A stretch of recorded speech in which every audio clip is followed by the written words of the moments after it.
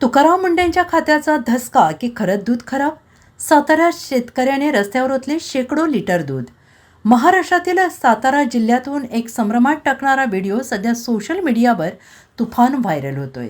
मान तालुक्यातील मोही गावात एका शेतकऱ्याने चक्क शेकडो लिटर दुधाने भरलेले कॅन थेट रस्त्यावर ओतून दिलेत.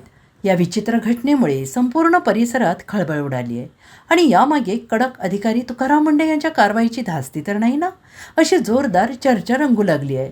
सध्या राज्यभरात अन्न आणि औषध प्रशासनाकडून दुधातील भेसळखोरांविरोधात अत्यंत तीव्र मोहीम राबवली जाते.